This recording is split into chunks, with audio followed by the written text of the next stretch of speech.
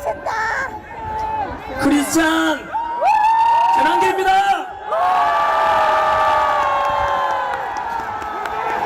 멋있다, 멋있다.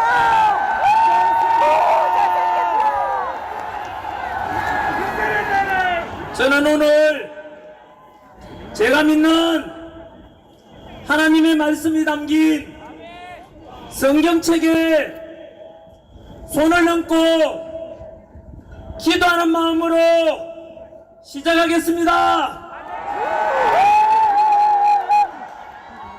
저는 하나님을 사랑합니다. 그리고 자유민주주의 대한민국을 사랑합니다.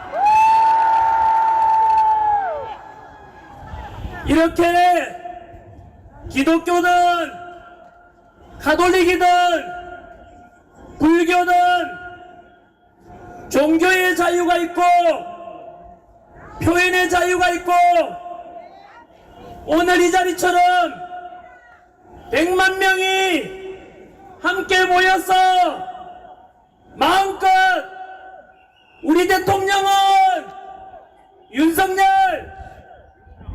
대한민국 대통령은 윤석열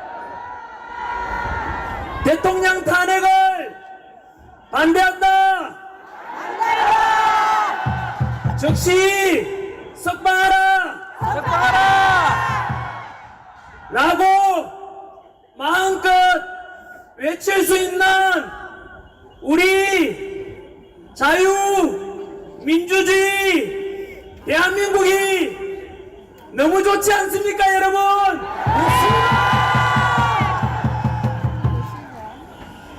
먼저 감사의 인사를 드립니다. 오늘 영하의 차가운 날씨 소에도 불구하고 전국 방방곡곡에서 저 국가와 국민은 안중에도 없는 민주당의 악법 폭주와 29번의 탄핵 폭주로 인해 행정부가 마비되고 국가 시스템이 마비되고 결국 대한민국이 침몰할지도 모른다는 이 위기감 속에서 우리 윤석열 대통령을 석방시키고 직무복귀를 시키자. 그래서 다시 대한민국을 살려내자.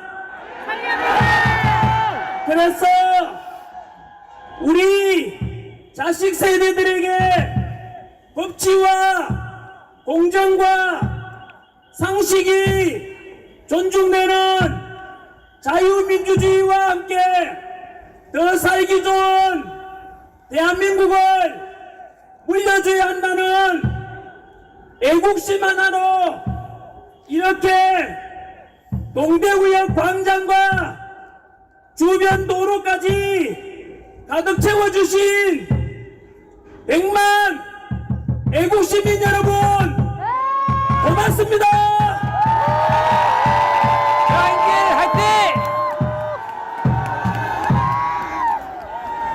너무 감동적이고 너무 감사하고 우리가 옳았습니다. 우리가 이깁니다. 우리가 대한민국을 다시 살려낼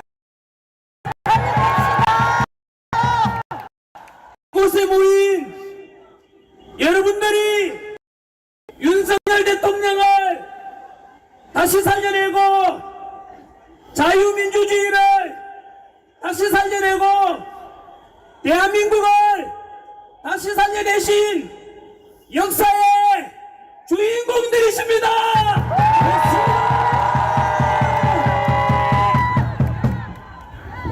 죽겠다. 왜 이렇게 믿고 있지? 지금 우리는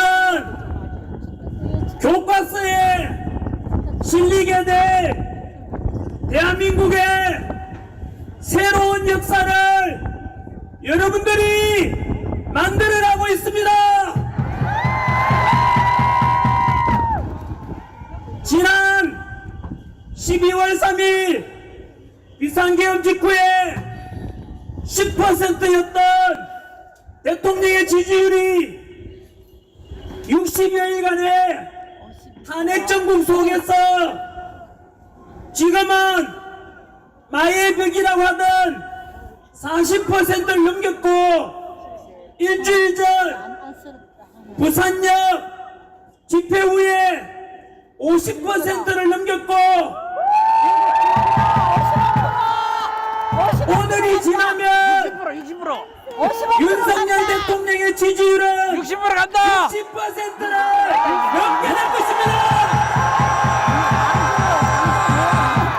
아, 그래 60% 가야지. 이것은 거대 야당의 입법 폭주와 무려 29차례의 탄핵, 또 탄핵과 일방적인 정부 예산 삭감을 통한 행정부를 마비시키고자 하는 저 민주당의 검은 실체를 알아버렸고, 법치와 공정을 모두 무너뜨려가면서 주장하는 대통령의 내란이 아니라 거꾸로 우리 국민이 뽑은 대통령을 탄핵시키고 행정부와 국가 시스템을 모두 마비시키려는 거대 민주당이 바로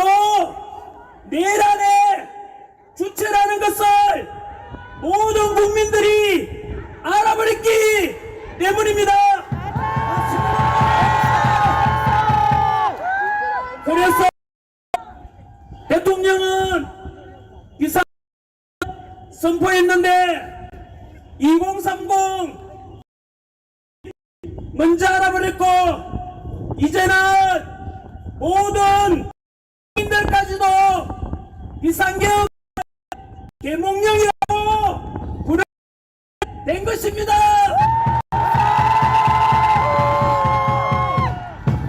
여러분, 비상계엄이 아니라 국민들을 일깨우고 그동안 감추어졌던 언론의 편파 보도, 법치와 공정과 상식을 무너뜨린 공수처와 서부지법과 편파적인 재판들로 구성된 헌법재판소의 실체를 알려준 계몽령이라는 것에 동의하십니까?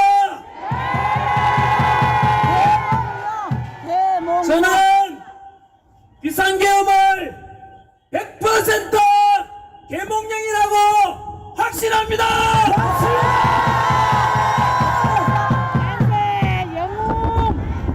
우리만 그런 것이 아니라 대부분의 국민들이 그렇게 계몽령이라고 생각하니까 10% 지지율이었던 우리 대통령의 지지율이 아까 말씀드린 대로 마의 벽 40%를 넘었고, 지난주 50%를 넘었고, 오늘이 지나면 다시 한 번 더 우리의 이러한 집회가 전 국민에게 알려지고 곧 60%를 넘게 될 것입니다. 결국 계몽령이 옳았고 우리가 이긴 것입니다, 여러분.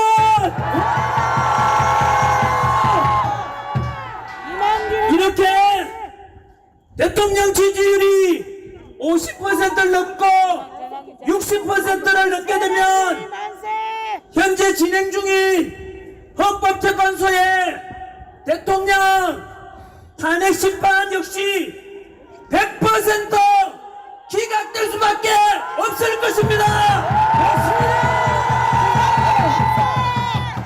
왜냐하면 국민들의 60%가 대통령 즉시 석방과 직무 복귀를 바라고 있는데 감히 헌법재판관들이 국민의 뜻을 거역할 수는 없기 때문입니다.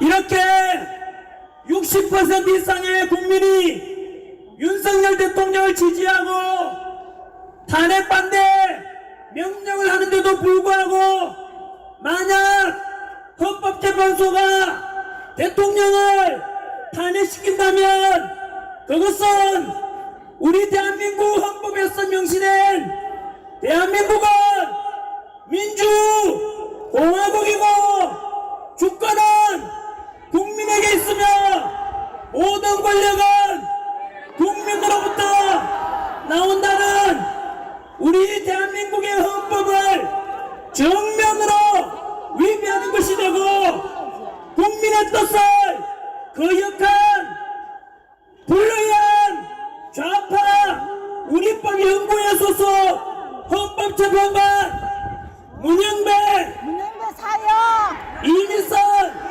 사형. 정교선 대한민국의 주적을 북한이라고 말할 수 없다는 정정미 그리고 민주당이 임명하라고 협박하고 있는 사회주의 혁명조직인 인민노련 출신이자 우리법 연구회 소속 40여건 대한민국의 반역자이자 헌법 정신을 유리는 민주주의의 역적이며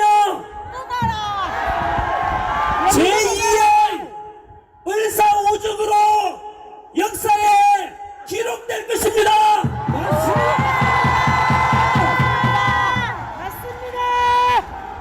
대한민국 우리 기자분들께 부탁 하나 드리겠습니다. 알다시피 지금 대한민국의 언론에 대한 국민들의 신뢰도는 완전히 바닥에 떨어졌고 2030 세대들은 레거시 미디어를 아예 신뢰하지 않는 청년들도 많습니다. 이유가 무엇이겠습니까? 스스로 민주당의 끈앞풀을 자처하고 민주당의 나팔수 역할을 자처하고 있는 몇몇 방송사와 언론사 때문일 것이고 그래서 대한민국을 망가뜨리는 부역자 노릇을 하고 2030 세대들이 보기에 차마 부끄러울 정도로 이게 과연 합법적인 방송사인지 합법적인 언론사가 맞나 싶을 정도로 정치적으로 편향된 보도말을 일삼는 그런 언론사들은 만약 이대로 가다가는 결국 국민들로부터 버림받고 문 닫게 될 것을 경고합니다. 제발 지금이라도 늦지 않았으니 국민의 알 권리 진실만을 보도한다는 기자정신에 입각해서 정치적으로 균형된 보도를 요구하며 오늘 우리 동대구역 집회도 제발 더도 말고 덜도 말고 있는 그대로를 정직하게 보도해 주시기를 요구합니다.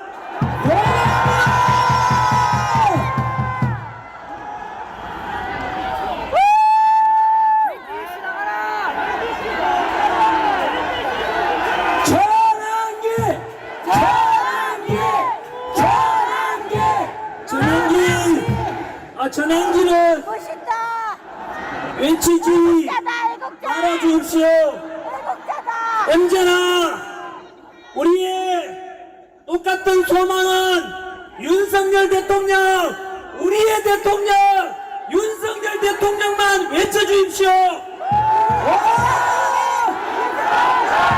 윤석열! 윤석열! 윤석열! 윤석열! 윤석열! 윤석열! 윤석열! 덕분에 저는 개국이 됐습니다. 덕분에 개국. 여러분들의 심부름꾼이고 머슴에 불과합니다.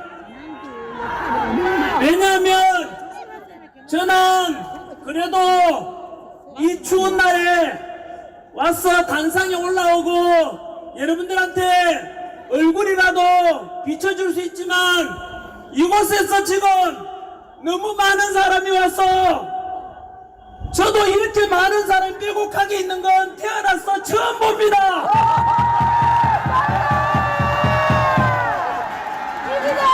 제가 이렇게 둘러보니까 너무 사람들이 빽빽이 이렇게 모여 있어가지고 얼굴도 제대로 안 보이는데 그럼에도 불구하고 2030 세대도 있고 그리고 4050 6070까지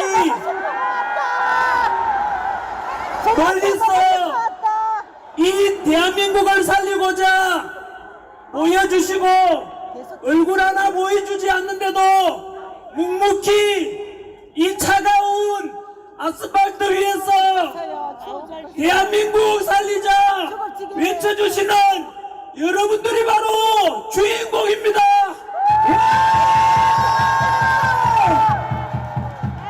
너무 고맙습니다 여러분. 중앙길이 고맙습니다. 중앙길 고맙습니다. 중앙길. 덧붙여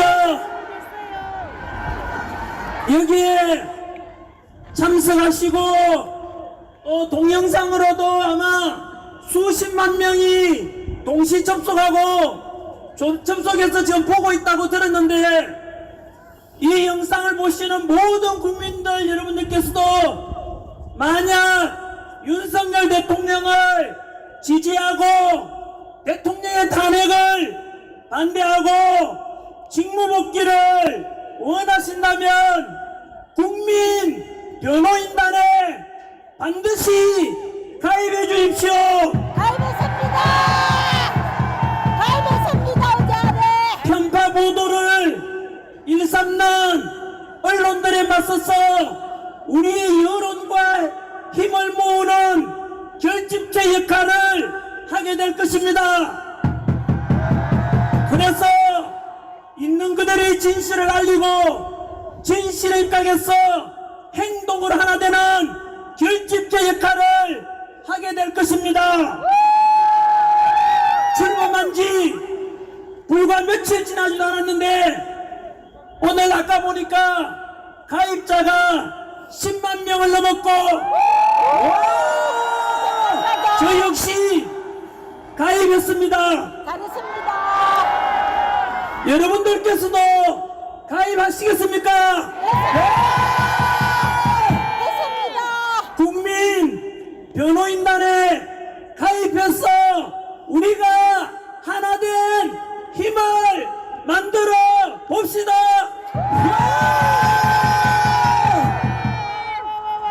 그리고 최근 탄핵 찬성 집회보다 반대 집회 인원이 10배, 20배 더 많아지니까 일부 민주당 끈앞을 언론에서는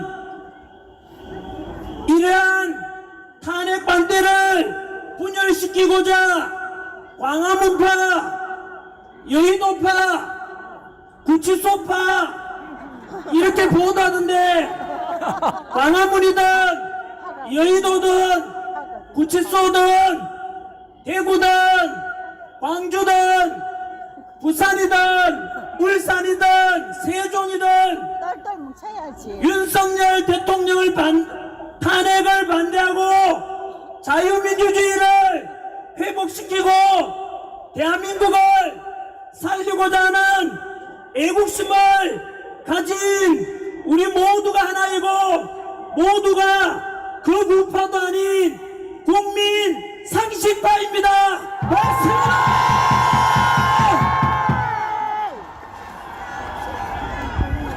덧붙여 요즘 언론에서는 조기 대선을 부추기던데 우리 윤석열 대통령 지지율이 50%를 넘기고 조만간 60%를 넘고 헌법재판소 탄핵이 100% 기각되고 100% 직무복귀할 것인데 이런 조기 대선은 절대 없을 것입니다.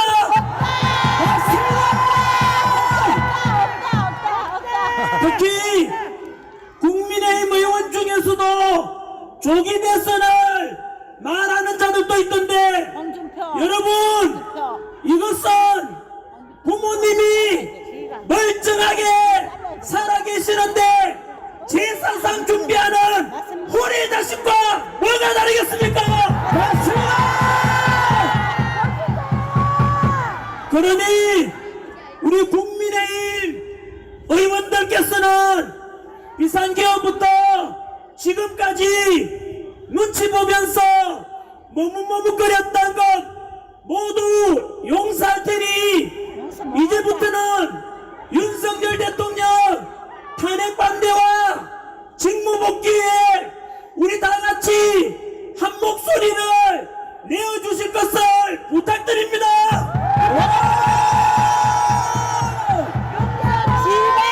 민주당은 저렇게 똘똘 뭉쳐서 법치도 무너뜨리면 그러면서도 수단 방법 가리지 않고 우리 대통령 탄핵시키고 대통령 몰아내려고 하는데 우리도 뭉쳐야 하지 않겠습니까? 맞습니다.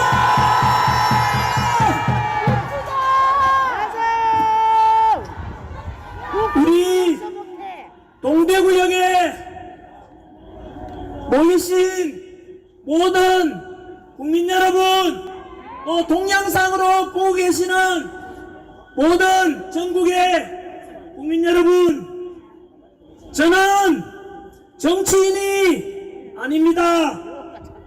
저는 지난 26년간 수능 강의와 공무원 강의를 통해서 2030 세대들을 가르치면서 살아온 그냥 한국사 강사일 뿐입니다.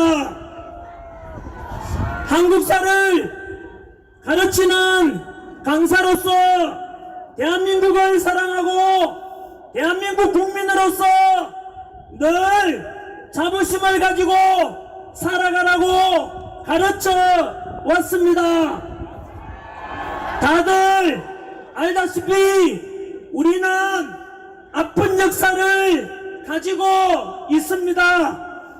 지난 35년 동안 일제 식민 지배를 받았고 연이어서 300만 이상 희생되는 동족상잔의 비극 6.25 전쟁으로 너무나 큰 고통과 아픔을 겪었습니다.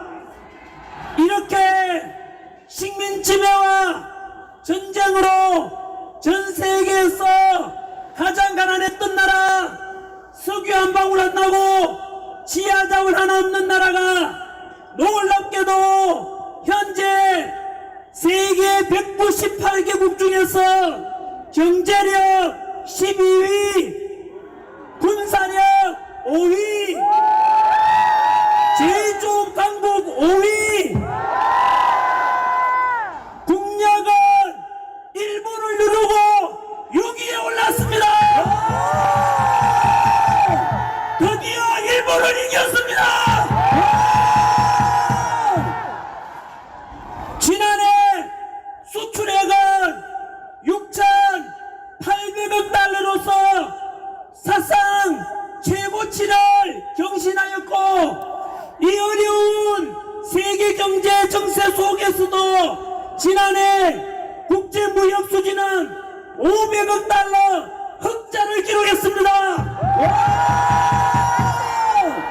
이런 위대한 대한민국 국민으로서 자랑스럽지 않습니까? 우리 국민 정말 대단하지 않습니까, 여러분? 이렇게 세계에서 가장 가난했던 나라에서 일본을 누르고 국력 6위에 오를 수 있었던 것은 바로 당신께서는 못 먹고 못 입고 못 누리고 오직 국가와 자식 세대를 위해 먹여 살리려고 불철주야 희생하고 헌신하신 우리 부모님 세대, 할아버지 할머니 세대 땀과 노력 덕분 아니겠습니까? 맞습니다.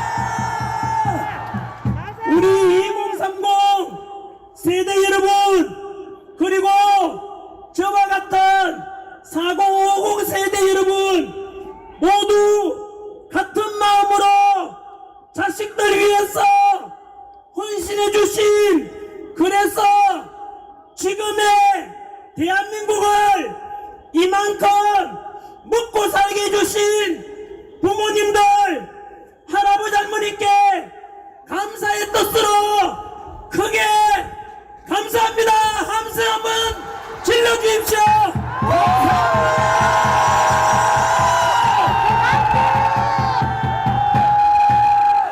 계속 좀 해라. 앞으로. 아버지 어머니 고맙습니다.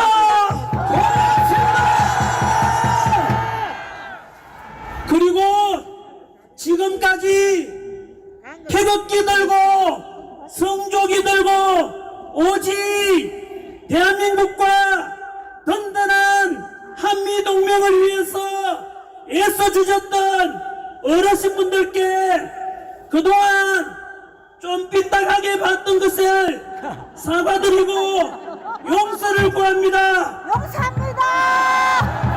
사랑합니다. 어르신들이 사랑합니다. 돌았습니다. 사랑합니다. 죽도록. 어르신들의 그래서 힘이 나. 이런 행동하신 아무튼 주임새 넣어줘야 돼. 우리 연세 드시고 성족이 펄럭이고 태극기 펄럭이며 해주신 덕분에 지금 우리가 있으니 이제는 오늘도 돌아보시면 2030 세대가 제일 많습니다.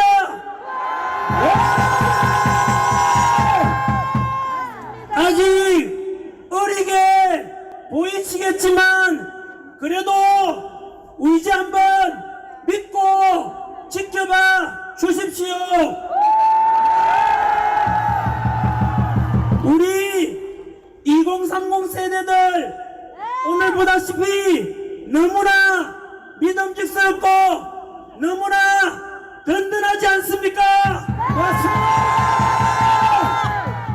이제 21세기 첨단 디지털 시대에 좌파 우파를 넘고 진보 보수를 넘어서 보다 더 통합되고 보다 합리적이고 실용적이며 공정과 상식이 존중되는 멋진 대한민국을 2030 세대 여러분들이 만들어주리라 믿습니다.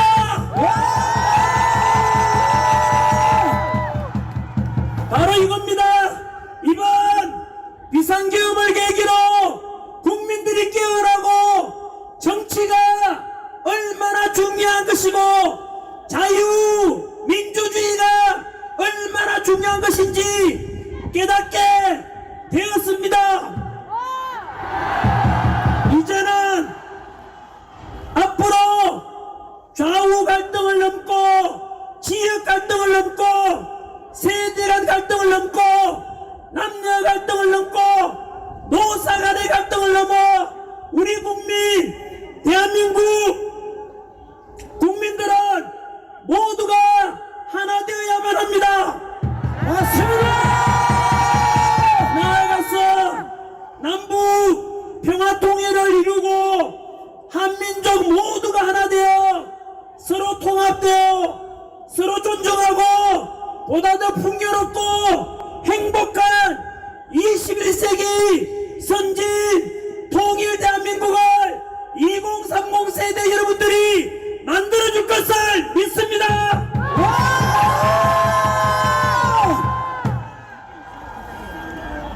그리고 우리가 1945년 8.15 광복 이후 가장 가난했던 나라가 세계 국력 6위 선진 자유민주주의를 실현하기까지는 훌륭한 지도자와 동시에 독재에 맞서 민주화를 외친 민주화운동의 열사분들의 희생 덕분이니 그런 분들께도 감사하는 마음을 가져야 할 것입니다. 맞습니다. 저는 물 좀 마시고 개그역 방송의 구독 좋아요 부탁드립니다. 저는 개그역 방송 그런 구독 좋아요 부탁드립니다. 저는 별로 이렇게 잘난 사람이 못 됩니다. 저는 이승만 대통령을 존경합니다. 그리고 박정희 대통령 존경합니다.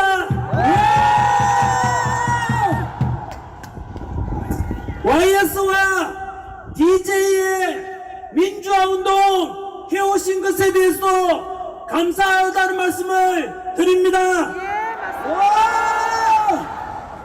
지금까지 우리는 이승만 대통령을 존경한다고 하면 거구파라고 하고 이승만을 독재자라고 하면 좌파로 평가하기 위해서 상대방을 사잡아서 공격했는데 이제 2030 세대들은 이런 기성세대가 만들어 놓은 편협된 역사관도 극복하고 새로운 패러다임으로 역사를 바라봐야만 합니다.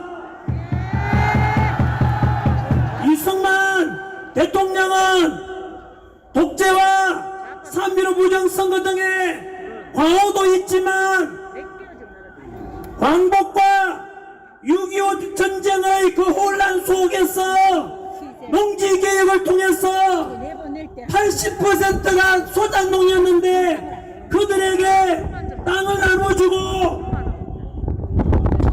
또한 확고한 방공의식에 근거해서 북한 공산당을 막아내고 한미 상호방위 조약을 통해 주한미군의 주둔을 약속받은 덕분에 튼튼한 안보를 토대로 우리는 지난 70여 년 동안 전쟁 없는 나라에서 살 수 있게 된 것은 너무나 큰 이승만 대통령의 바로 위대한 업적 덕분입니다.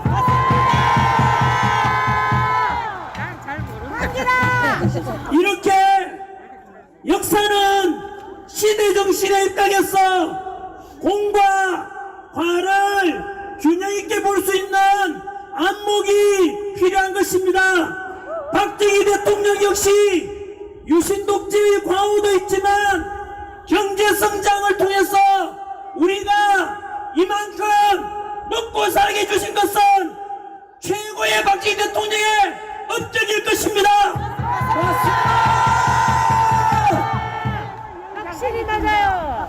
YS와 DJ 덕분에 영국이 200년 걸려서 이룬 민주화를 대한민국은 불과 40년 만에 민주화를 이루어서 전 세계에서 가장 성공한 민주주의 나라의 본보기가 되게 되어 있습니다. 맞아요. 또한 진보 세력의 지지를 받아서 당선되었지만 한미 FTA 체결 그리고 미국의 요청을 받고 이라크 자이툰 부대 파병을 통해서 확고한 한미 동맹이 중요하다고 강조하셨던 바로 노무현 대통령의 바로 동서통합과 국민통합을 부르셨던 그 노무현 정신도 본받을 점이 많습니다. 맞습니다. 100% 맞습니다. 황기라! 사실 한기라 사랑한다. 전한길도 노산모 출신입니다. 소탈했고 서민적이었던 노무현 대통령이 저 역시 가난한 농부의 아들로 태어나서 살아왔던 덕분인지 그런 인간적인 면이 참으로 좋았습니다. 맞아요. 그러나 문재인 정부 때 들어서서 문재인 정부의 많은 참모들 때문에 못난 참모들 때문에 그렇으리라 생각합니다만은 바로 문재인 정부 때 너무나 안타깝게도 갈라치기 하는 정책들을 보고 너무 실망했습니다. 원영은 문제. 그것은 노무현 대통령의 동서통합정책과는 정면으로 위배되는 최악이었습니다. 맞습니다. 뿐만 아니라 내로남불의 조국 사태와 같은 위선적인 진보 세력의 모습 속에서 이것은 너무나 진보 세력들이 해서는 안 될 짓이라고 저는 크게 실망하였습니다. 조국이나 그에 따른 적어도 그런 나쁜 짓을 했으면 염치가 있다면 반성하는 것을 보여야 되는데 그렇지 못한 모습을 보고 너무나 실망스러웠습니다. 뿐만 아니라 민주당 내에서 강경파가 집권 후에 이들은 조선시대로 치면은 신진사대부 세력이 조선건국하고 권력을 잡고 홍구파가 되어서 도덕성도 타락하고 그리고 법도 다 어기고 너무나 부패한 민주당이 되었다는 것을 저는 보고 너무 실망했습니다. 민주당 대표로 지낸 이낙연 전 총리가 이야기하기를 나간다. 민주당 내에서 41%가 전과자고 민주화운동과 노동운동을 제외하고도 무려 16%가 범죄자라고 합니다. 뿐만 아니고 얼마 전에 민주당에서는 국민의힘에서 제안한 간첩법 개정을 하자고 했는데 막판에 가서 간첩법 개정을 반대하였습니다. 저는 이것을 보고 경악을 금치 못했습니다. 도대체 민주당은 대한민국 정당이 맞는지 의심스러웠습니다. 맞습니다. 간첩법 개정은 바로 지금까지는 우리의 적인 북한 공산당에만 적용되던 간첩죄를 확대해서 외국인들 쉽게 말하면 북한 이외에도 이적 얘기를 하거나 또는 우리의 기술을 빼가거나 안보에 위협을 주는 그런 다른 나라들에 대해서도 간첩죄를 적용하자고 했는데 그것을 반대한 것입니다. 예를 들어서 몇 년 전에도 제가 유튜브 영상에서 엄청나게 제가 비판한 영상이 있습니다. 우리나라는 석유 한 방울 안 나고 지하자원 하나 없고 오직 기술력으로 첨단 반도체 디지털 기술력으로 대한민국이 지금 먹고 사는데 바로 삼성, 현대, LG, SK, 포스코, 롯데와 같은 이런 반도체 기술을 중국으로 빼돌리는 걸 보고 저는 그들이 바로 오늘날 바로 이완종 같은 내봉도라고 반드시 간첩죄를 적용해야 된다고 주장해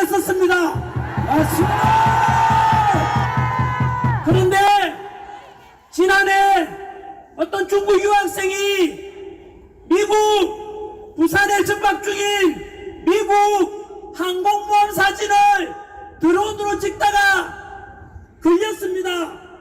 그런데 그들에게도 당연히 간첩죄를 적용할 수 있어야 되는 거 아니겠습니까?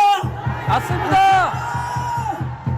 국가 기밀을 빼내고 이런 놈들 전부 간첩죄를 적용해서 대한민국을 살려야 되지 않겠습니까? 맞습니다. 생각해 보십시오. 이런 우리의 군사 기밀을 빼돌리고 또 평택 비행장을 사진 찍어서 유출시키고자 하는 이런 놈들을 처벌하지 않는다면 과연 우리의 우방 미국이 우리를 어떻게 생각하겠습니까? 그래서 이렇게 되면은 한미동맹은 깨어지고 지나친 중국 친화적으로 가면 우리도 홍콩처럼 제2의 중국의 속국이 될 것을 우려하고 있습니다. 그러면 제가 전환길이 2030 세대들에게 제시해드리는 정책은 도대체 그럼 전환길은 좌파야 우파야 극우냐 무엇이냐 물어본다면 저는 분명히 제 기준을 말씀드립니다. 상식파. 저는 국방은 철저하게 한미동맹을 근거로 해야 됩니다. 지난 70여 년간 전쟁 없이 우리가 평화를 지키며 살아왔던 것은 온전히 주한미군과 미국의 우방과 함께 해왔기 때문입니다. 그래서 오늘입니다. 뉴스에 보니까 트럼프 미국 대통령도 바로 한미일 삼각 동맹을 통해서 가야 된다고 이야기하는데 저는 그것 또한 우리의 기준이 되어야 된다고 생각합니다. 일본하고 이제 친하게 지내자면은 어떤 놈들은 또다시 뭐 토착 왜군이 이런 이상한 말 하던데 일본 그렇게 두려워할 게 없습니다. 이제는 왜냐하면 아까 말씀드린 대로 우리가 일본보다 국력도 더 강하고 군사력도 우리가 더 강하기 때문에 이제는 일본과도 우리의 이익을 위해서 일본과도 함께 잘 지내가야 되만이 바로 미국과도 동맹을 통해서 그것이 우리나라의 국익을 위해서 최선이라고 생각합니다. 맞습니다. 중국과는 경제적으로 어쩔 수 없이 이웃 나라에 있으니까 우리 국익을 위해서도 경제적으로 실리 외교를 해야 한다고 생각합니다. 맞습니다. 덧붙여서 제가 생각하는 대한민국은 정치적으로는 자유민주주의 정치체제를 저는 반드시 유지해야 되며 경제적으로는 사회주의 공산주의가 아니라 무조건 돈 나눠주고 그게 아니고 자유시장경제체제로 가야만 합니다. 맞습니다. 사회적으로는 약자를 배려해야 되는 복지사회로 가야 되고 그리고 개인의 사상과 종교와 이런 자유함이 있는 대한민국 가정을 소중히 여기며 노동자와 사용자, 기업가와 근로자가 적대적이 아니라 상호 존중하고 서로 함께 협력하는 그런 대한민국이 된다고 생각합니다. 맞습니다. 두 번째, 최근 민주당은 비상기금을 계기로 국가와 국민은 안중에도 없고 오직 이재명 대통령 만들기 위해서 법치주의도 깨버리고 공정과 상식, 절차적 정의를 모두 무너뜨려버리고 오직 꼼수와 몰상식 이런 식으로 29차례에 걸친 탄핵과 그리고 불법 공정위 공소체 수사 서부지법에 더해서 헌법재판소 마흔적 밀어붙이기 등 망신주기 대통령 체포과정 이런 걸 볼 때 급기야 민주당 내에서 비판만 하면 민주당 비판하면 내란 돈조 세력이라고 카카오톡 검열 여론조사기관 협박 그리고 비판만 하면은 유튜브까지도 고발하고 전환길이가 강의하다가 오죽 답답하고 얼마나 나라가 위태로웠으면 제가 집회까지 나왔겠습니까? 전환길이 선관위의 부정의혹과 그리고 부정선거에 대한 의혹 1200건이 넘는 비리 이런 것을 비판하니까 민주당이 전환길을 고발했습니다. 미친놈 아이가. 그리고 미친놈이다. 이틀 전에는 헌법재판소에 불의한 재판관들이 이래서 되겠는가 지적하니까 민주당이 또 전환길을 고발했습니다. 더불어민주당 이름만 민주당이고 실제로는 더불어 독재당입니다. 맞습니다. 더불어 고발당으로 당명을 바꾸라.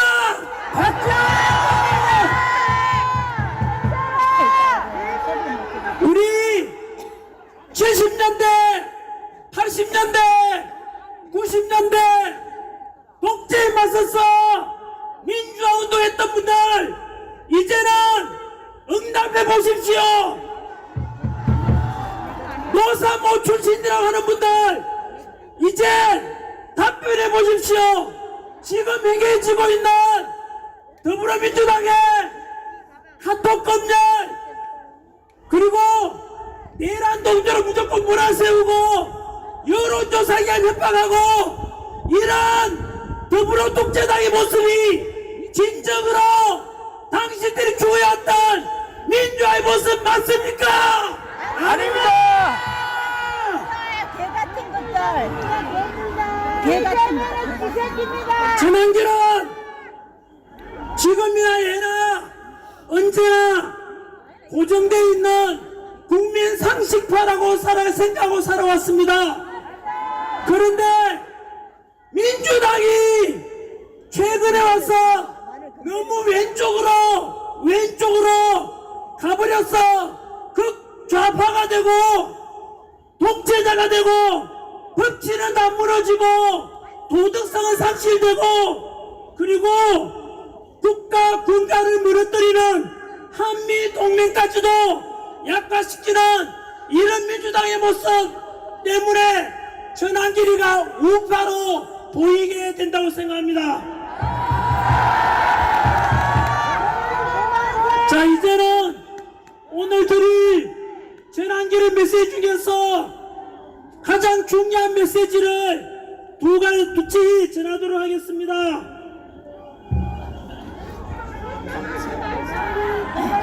손이 고와서 잘 안되니까 조금만 기다려 주십시오. 외투 입으세요.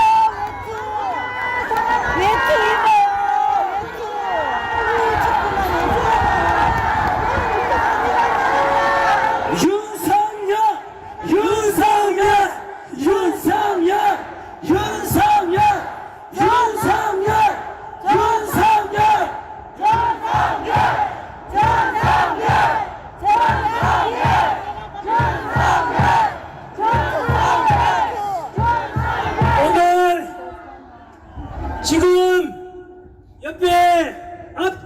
보면 발디딜 틈 없이 우리 동대구역 광장 그리고 옆에 도로까지 너무나 많은 애국 시민들이 모여서 대통령 지지율도 계속해서 올라가고 있지만 사실상 우리가 샴페인을 터뜨리기에는 이릅니다. 여전히 우리 대통령께서는 이 추운 날 바로 서울 구치소에 갇혀 계십니다.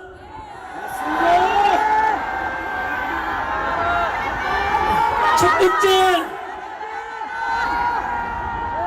야당에서는 비상계엄 직후부터 윤석열 대통령에 대해서 내란 수괴라고 하면서 언론을 동원하고 현수막 내걸고 선동하여 국회에서 탄핵을 시키고 현재 내란죄와 헌법재판소에서 탄핵 심리 중에 있습니다. 여기서 저는 국민 여러분들께 진실을 알려드리고자 그래서 올바로 평가하시길 소망합니다. 여러분, 윤석열 대통령이 비상계엄을 선포할 때는 저도 역시 반대했습니다. 비판했었습니다만은 그 뒤로 비상계엄의 전후 과정과 지금까지 드러난 실체를 알고 보니 비상계엄은 도저히 참다 못한 대통령께서 아시다시피 민주당의 29차례 탄핵과 그리고 일방적인 정부의 예산삭감 짧게만 한번 말씀드리겠습니다마는 29분의 우리 현대사에서 우리 헌정사에서 볼 수 없는 그런 29분의 탄핵이라는 것은 행정부를 마비시키고자 하는 것입니다. 여러분, 그 탄핵 소의 내용을 살펴보면 감사원장을 탄핵시켰습니다. 감사원장이 뭐하는 사람입니까? 부정을 감사하고 탄핵 조사하는데 감사원장을 탄핵시켰다는 것은 민주당이 부정의 정당이란 뜻입니다. 맞습니다. 그리고 중앙지검장과 검사를 탄핵시켰는데 검사가 여러분 범죄자 잡는 사람들 아닙니까? 그렇다면 검사를 탄핵시켰다는 것은 민주당이 범죄자당이란 뜻입니다. 맞습니다.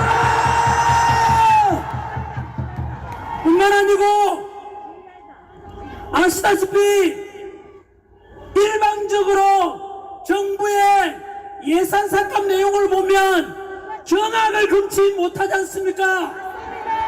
80억이 넘는 대통령 특활비를 빵원으로 만들었습니다. 또 범죄자 조사라는 검사 특활비 500억 원도 역시 빵원으로 만들었습니다. 맞습니다. 그 말은 검사들 범죄자 잡지 말라는 뜻입니다. 맞습니다. 그리고 30억 원에 넘는 경찰들의 치안 비용 특활비 역시 빵원으로 만들었습니다. 우리 여기서 우리 시민의 안전을 지켜주고 계시는 수많은 고마우신 경찰 여러분들의 치안 마약 수사 도둑놈 잡는데 그 비용을 민주당이 없애버렸습니다. 맞습니다. 과연 경찰은 이런 민주당을 어떻게 생각하십니까? 그뿐만 아닙니다. 제가 군부대 강연도 많이 가는데 가보면 초급 간부들 요즘 사기가 너무 많이 떨어졌습니다.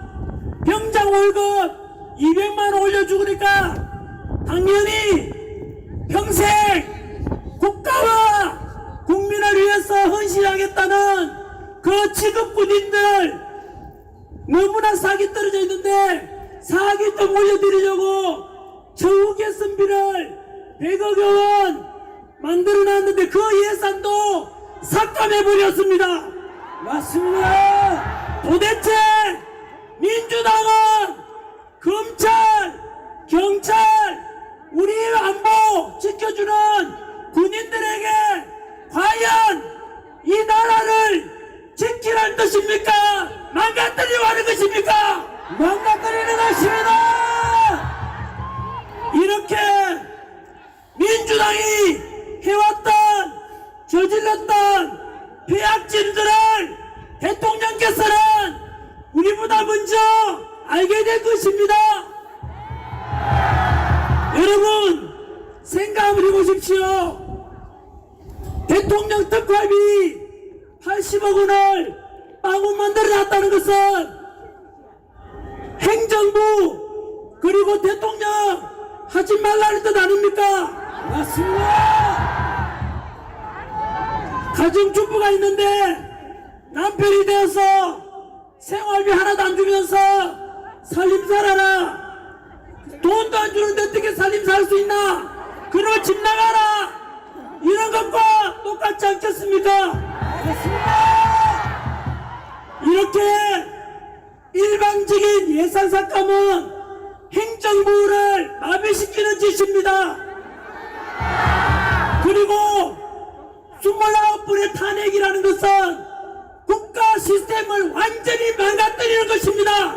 맞습니다. 그렇다면 진정으로 저는 윤석열 대통령이 내란이 아니라 행정부를 마비시키고 국가 시스템을 망가뜨려서 대한민국을 침몰시키려는 민주당이 바로 내란 세력입니다. 맞습니다.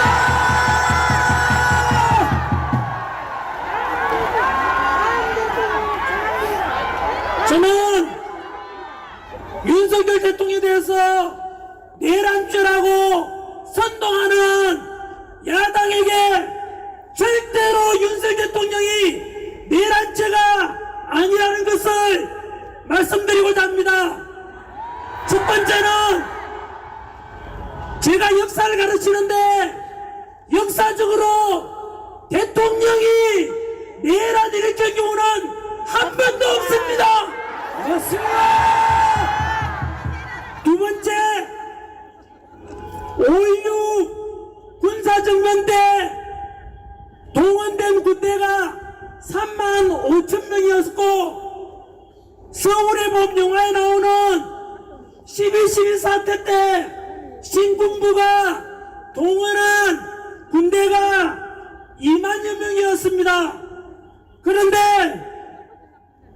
12.3 비상계엄 때 국회에 동원된 군대가 몇 명인지 아십니까?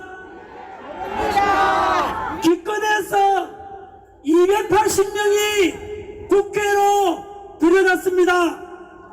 여러분 생각 한번 해보십시오. 5.16 군사정변보다 12.12 사태 때보다 100분의 1밖에 안 되는 군사 280명으로서 국회를 장악한다는 게 말이 되겠습니까? 안 됩니다! 뿐만 아니라 실제로 여의도 국회의사당 가보면은 굉장히 넓습니다. 국회의원 숫자만 해도 300명이나 되는데 기껏 280명으로 국회를 장악하고 헌정을 중단시킨다는 게 말이 되지 않습니다. 맞습니다. 거기다가 국회를 점거하려고 하고 말 안 들으면 강압적으로 실탄도 지급돼야 될 건데 전혀 현장 투입된 군인들에게 실탄이 지급되지 않았습니다.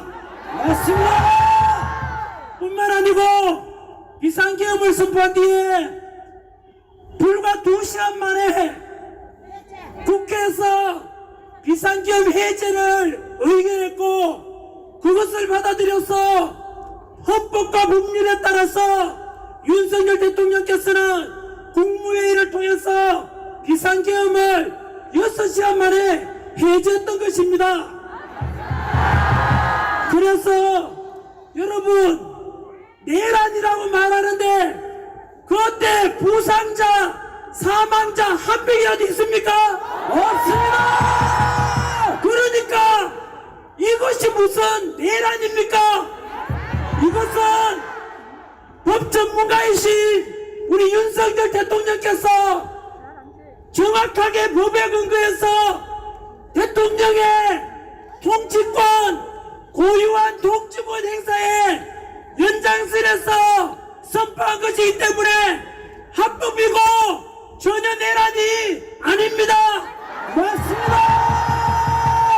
아까 말씀드린 대로 어쨌든 막무가내로 윤석열 대통령을 내란 혐의로 뒤집어 씌워서 오직 이재명 대통령 만들기 위해서 공수처의 이상한 수사, 서부지법의 이상한 영장 판결 이런 걸 볼 때 그리고 아까 말씀드린 행정부에 대한 일방적인 예산 삭감과 역사상 유례없는 29번의 탄핵을 볼 때 진정으로 국가를 망가뜨리고 국가 시스템을 스톱시켜서 대한민국을 망하게 하려는 민주당이 내란 세력입니다.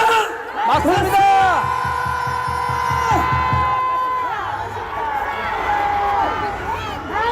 내란에 관련된 것 다음으로 더 중요한 것 하나 말씀드리겠습니다. 지금은 헌법재판소의 시간입니다. 아시다시피 헌법재판소는 반드시 탄핵이 기각이 될 것입니다. 맞습니다. 국민의 지지율이 대통령에 대한 지지율이 50%를 넘었고 그리고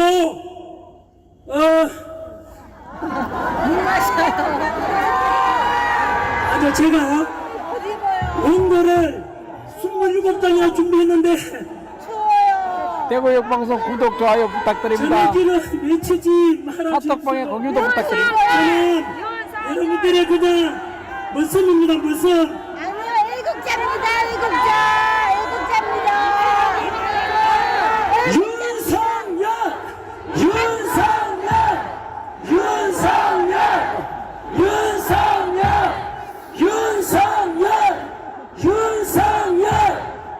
윤석열, 윤석열, 윤석열,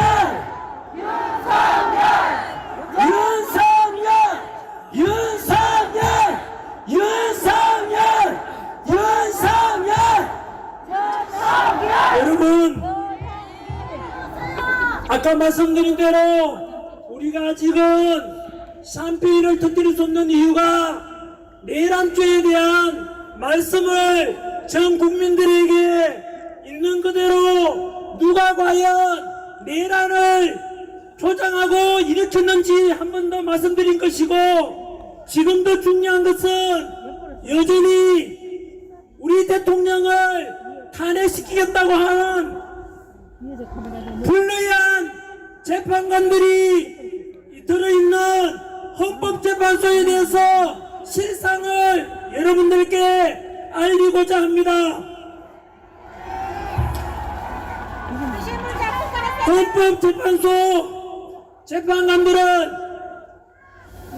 헌법재판소는 제가 과거에 학생들한테 사회를 가르칠 때 헌법재판소는 너무나 높은 기관이다. 법에도 계급이 있는데 헌법 법률, 명령, 조례, 규칙 중에서 제일 높은 것이 헌법인데 그 헌법을 심판하고 위헌정당을 심판하고 권한쟁의를 심판하고 국민들의 헌법 소원을 심판하고 심지어 대통령까지도 탄핵 심판하는 곳이 헌법재판소다. 그래서 그 헌법재판소는 독립기관으로서 그 소속 헌법재판관들은 너무나 훌륭하고 너무나 공정하고 오직 헌법과 법률과 양심에 따라서 판결하고 심판할 것이라고 믿어왔고 그렇게 가르쳤는데 저는 속았습니다. 여러분, 모든 국민들이 헌법재판소에 대해서 속았습니다. 이럴 줄은 몰랐습니다. 헌법재판소에 소속된 불러야한 헌법재판관들을 말씀드리겠습니다. 첫 번째, 불러야한 재판관 문영배.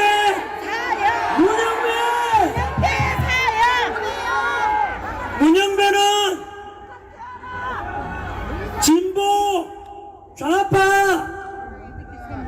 단체인 우리법 연구회 소속인데 본인 스스로 얼마나 자랑스러웠는지 스스로 밝히기를 나는 우리법 연구회 안에서도 가장 왼쪽에 있다. 이 말은 우리법 연구회 안에서도 가장 좌파니까 극좌파라는 뜻입니다. 맞습니다. 그리고 본인의 페이스북 팔로우 하는데 그게 누구냐면 김어준, 김대덕, 이재명 이런 사람들과 팔로우하고 국민들이 알아버렸어. 문제 제기를 하니까 페이스북 계정 자체를 삭제해버렸습니다. 이것은 무엇을 가리키냐면 도둑질하다가 들킨 것이라고 보면 되는 것입니다. 맞습니다. 이런 것은 법적인 용어로 증거인멸입니다. 본인 스스로 떳떳하다면 공정한 재판을 할 수 있다면 그것을 왜 삭제하겠습니까? 이미 문영배는 헌법재판관으로서 이미 신뢰를 상실했으니까 즉시 사퇴해야 되는 것입니다. 맞습니다. 두 번째, 불리한 재판관 이미선 자신의 여동생 이상희 변호사가 무엇을 하고 있는지 아십니까? 윤석열 대통령 퇴진 특별위원회 부위원장이 바로 자신의 친여동생입니다. 여러분, 자신의 친여동생은 윤석열 대통령 퇴진을 주장하는데 언니가 되어서 어떻게 대통령 탄핵 심판하는데 공정하다고 믿을 사람이 세상에 유치원생만 되어도 그것은 공정하지 못하다고 판단하지 않겠습니까? 맞습니다. 이럴 경우에 염치가 있다면 법적으로도 이해 충돌이기 때문에 재판 회피 신청을 해야만 할 것입니다. 맞습니다. 그런데도 그렇지 않다면 염치가 없으므로 양심이 없으므로 이런 사람을 우리는 파렴치라고 하지 않습니까?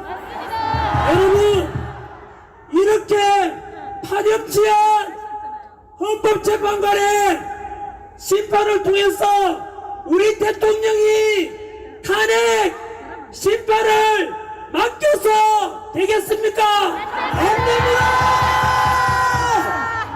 세 번째, 불리한 재판관 정정미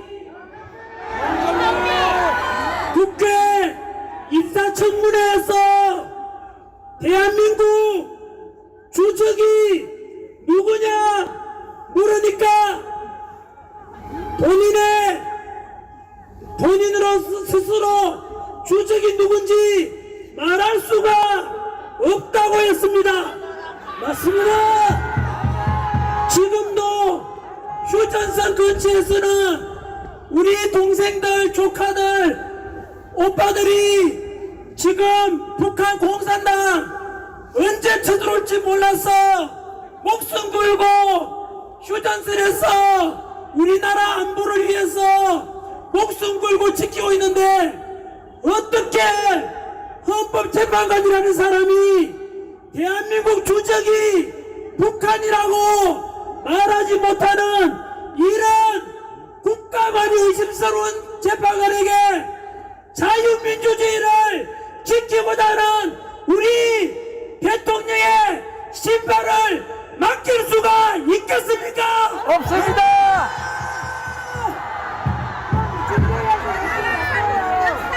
네 번째, 불의한 재판관 정계선 역시 문영배, 이미성과 더불어서 정계선도 우리법 연구회 소속입니다. 그런데 충격적인 것은 정계선의 남편 황필규 변호사는 윤석열 대통령 탄핵 시국을 선언한 장본인입니다. 여러분, 자신의 남편은 윤석열 대통령 폐지를 주장하는데 한 집에 살면서 그 아내 되는 사람이 윤석열 대통령 탄핵을 심판한다는 것이 말이 되는 것입니까? 안 됩니다!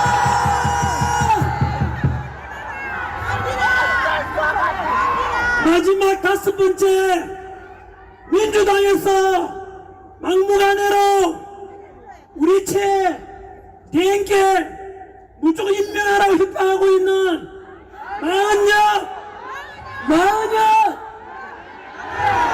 마흔역은 사회주의 혁명 조직인 인민노련 핵심 멤버입니다. 맞습니다. 여러분, 문영배, 이미선, 정정미, 정계선, 마흔야 이런 엉터리 국가가 또 이상한 이런 재판관이 과연 우리 대통령을 심판한다는 것을 과연 믿을 수가 있겠습니까? 없습니다.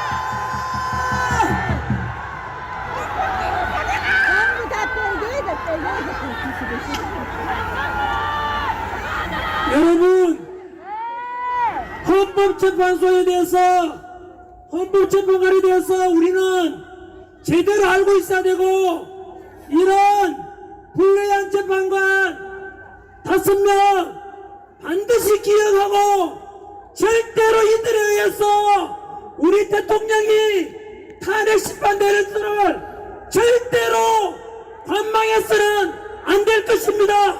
맞습니다.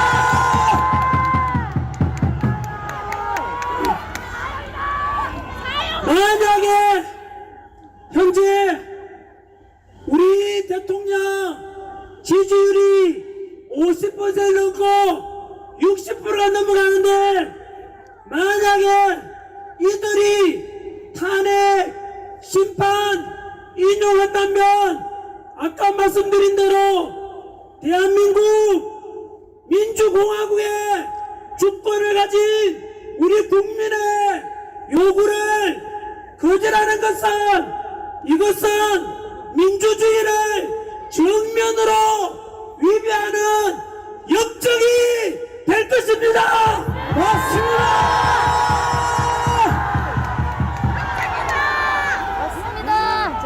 헌법재판소 재판관들은 잘 들으십시오.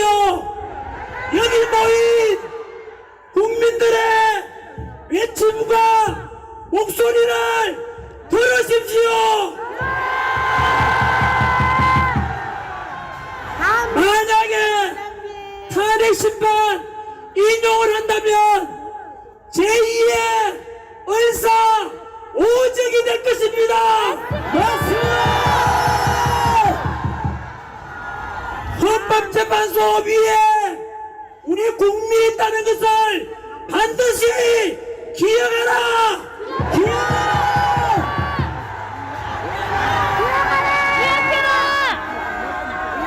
만약에 그럼에도 불구하고 헌법재판관들이 탄핵 인용한다면 우리 국민혁명이 일어날 것임을 명심하라.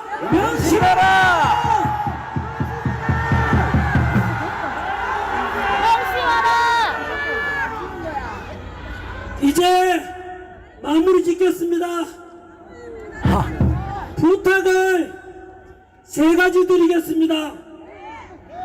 첫 번째는 오늘 제가 2030 세대분들께 부탁드리고 국민들께 함께 나아가자고 하는 것은 갈등이 아니라 동서통합, 세대 간 통합, 노사 간 통합, 국민 화합으로 가자는 것입니다.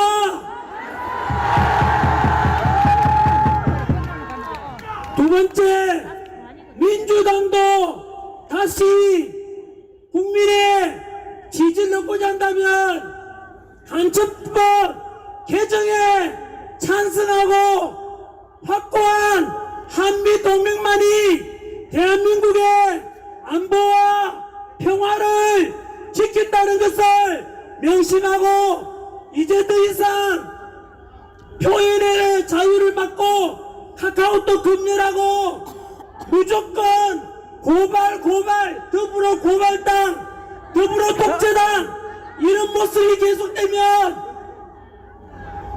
영원히 국민들로부터 버림받고 세상에서 사라지게 될 것이니 다시 민주당이 원래 가졌던 그나마 양심으로 있다면은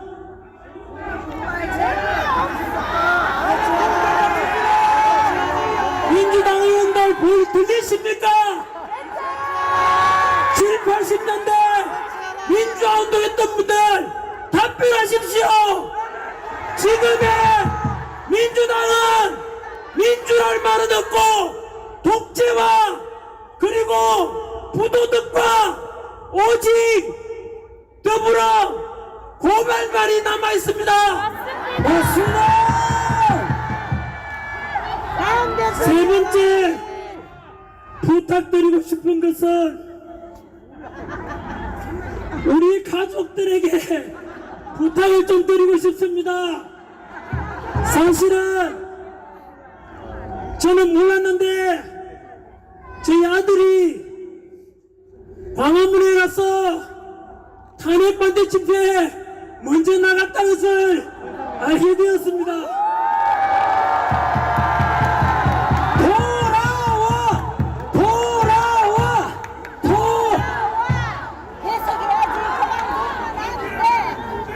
좀 미안했습니다.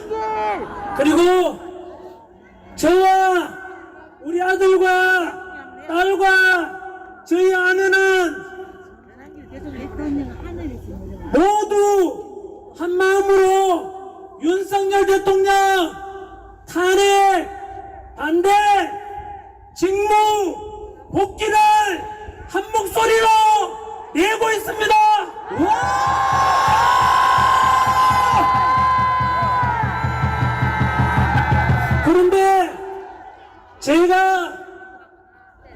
받고 돈 잘 벌고 잘생겼고 이런 학원 강의하다가 갑자기 뭐 이런 목소리 내니까 신변 위협도 받고 이래서 그러니까 저희 아내가 이제 그만해라 라고 하는데 제가 약속을 했거든요. 집회는 오늘 동대구, 다음 주에 광주, 그리고 대전, 마지막 3일절 날 서울 이렇게 가기로 했고, 그거는 약속된 거니까 그까지 하고, 그 다음 방송활동 가서 목소리 내는 것은 다음 주 수요일까지만 해라 라고 해서 진작에 약속을 했는데, 사실 이 자리에 저희 아내와 아들과 딸이 와 있습니다.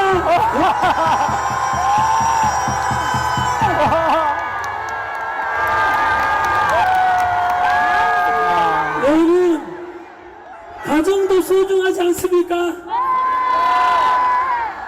여보, 용서 좀 해주라.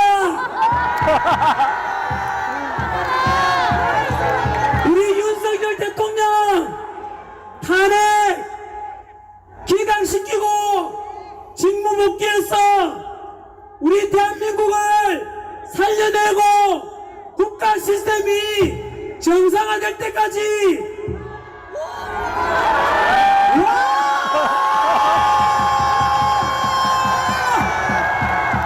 그때까지는 우리 2030 세대들에게 약속한 대로 끝까지 같이 가자고 했는데 그 약속 지킬 수 있도록 좀 봐주라.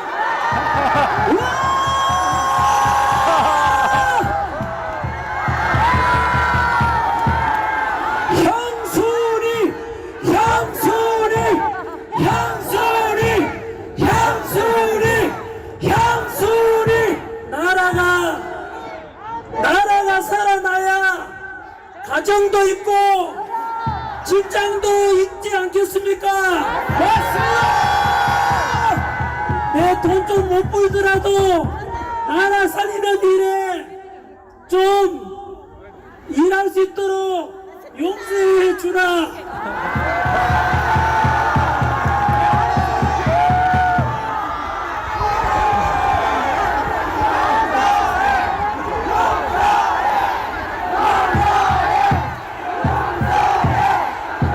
감사합니다. 나갔다가 다시 못 들어올 수도 있어. 여러분, 이번 주에 동대구 모임이고 다음 주는 광주입니다. 아마 이 자리는 지난주 부산에 계시다가 이 자리에 또 오신 분들도 계실 겁니다. 오늘 대구에 오신 분들, 우리 윤석열 대통령 복귀시키는 방법이 두 가지가 있습니다. 바로 헌법재판소 재판관들의 불의한 재판관들에게 지지 않고 우리가 이길 수 있도록 탄핵 기각시키는 것이 첫 번째 방법이고, 맞습니다. 두 번째는 오늘처럼 춥고 차가운 날씨에도 이렇게 많이 참석해서 직접 민주주의의 그 모습 집회를 통해서 시위를 통해서 우리 목소리를 내부해서 불의한 재판관들이 본인 스스로 이러다가 내가 진짜 의사오직이 되겠구나 각인시키는 방법이 그 방법이 개개입니다. 맞습니다. 이렇게 한 목소리 내부해서 윤석열 대통령 지지율을 무조건 50% 넘었으니까 60% 70% 올라가면 절대로 탄핵은 불가능합니다.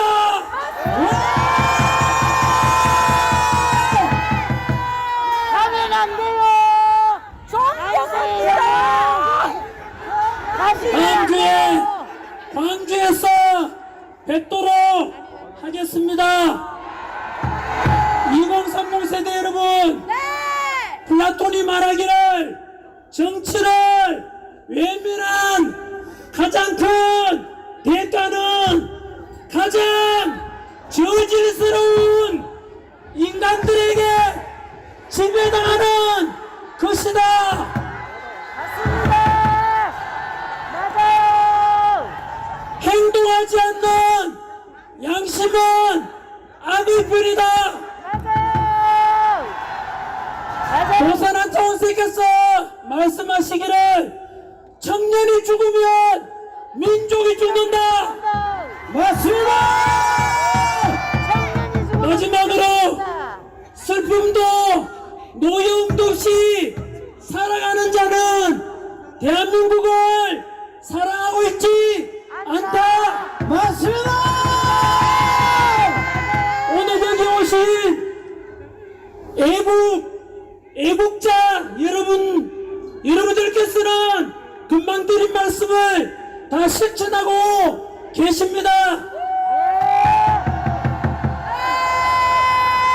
국민 변호인단 꼭 가입해 주시겠습니까?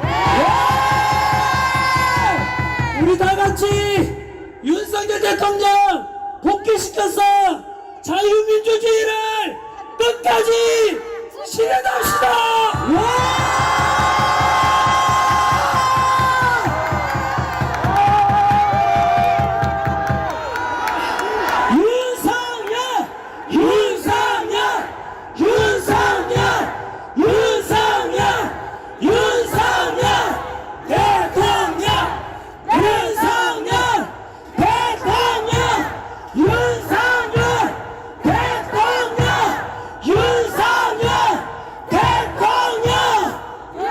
우리 뜨거운 마음으로 애국가 같이 제창하겠습니다. 하지 마세요. 동해물과 백두산이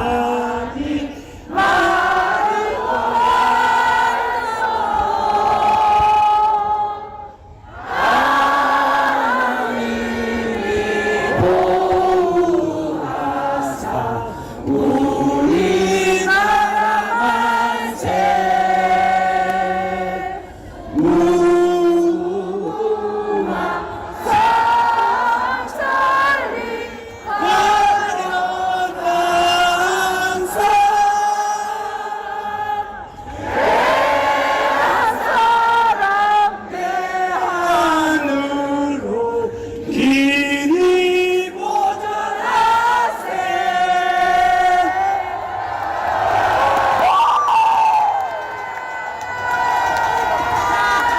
여러분들이 주인공입니다. 여러분들이 애국자입니다. 여러분들을 존경합니다. 고맙습니다. 윤석열 대통령이